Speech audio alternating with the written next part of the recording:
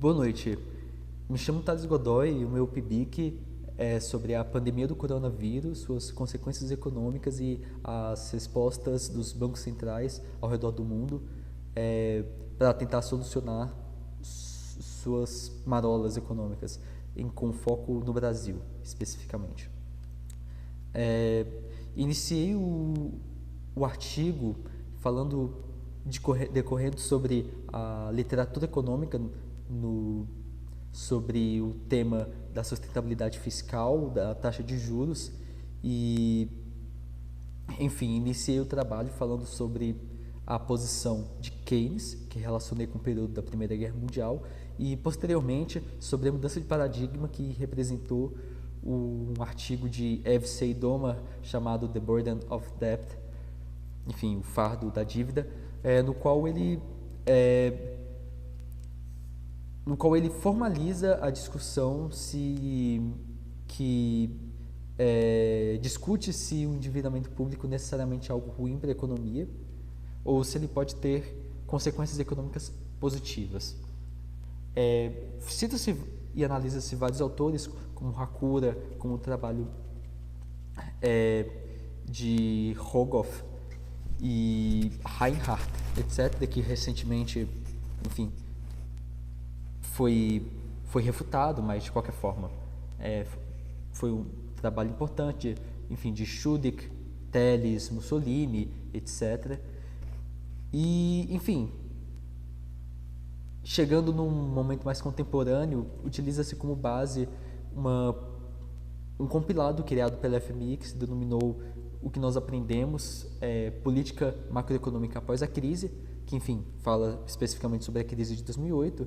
E, bem, uma coisa que foi observada no decorrer do artigo é que momentos pontuais de crises, ou, enfim, guerras que também são crises, Primeira Guerra Mundial, Segunda Guerra Mundial, a crise de 2008, enfim, em geral são pontos de inflexão sobre o paradigma macroeconômico e sobre o consenso acadêmico sobre a sustentabilidade fiscal, etc.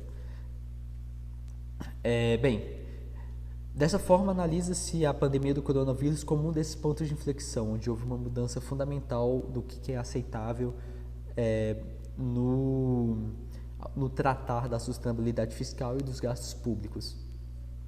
Bem, a resposta de muitos países, dos países foi evidentemente diferente, porém existem muitas semelhanças, como por exemplo, a criação de programas para a sustentação de empresários, a criação de auxílios para a população para que ela possa se manter com alto serviço de desemprego, etc.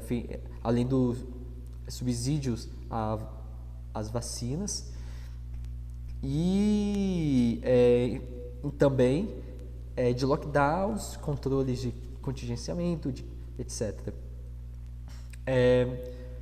Bem, observou-se que não existe uma relação muito grande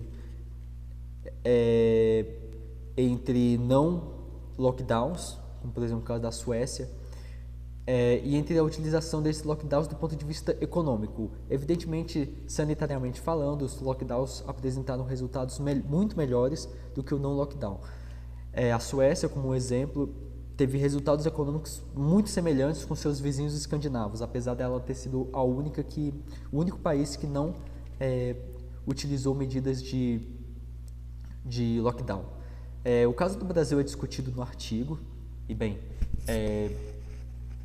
nós observamos que no Brasil a situação sanitária não foi boa, porém a situação econômica, ao menos do ano de 2021, teve um resultado relativamente, digamos, positivo, porque as expectativas que se mostraram verdadeiras eram em geral, as mais positivas. A questão é o ano de 2022 e posteriormente, que evidentemente ainda não acabou, serão possivelmente discutidos em outros trabalhos de outras pessoas. Bem, basicamente é isso. Obrigado.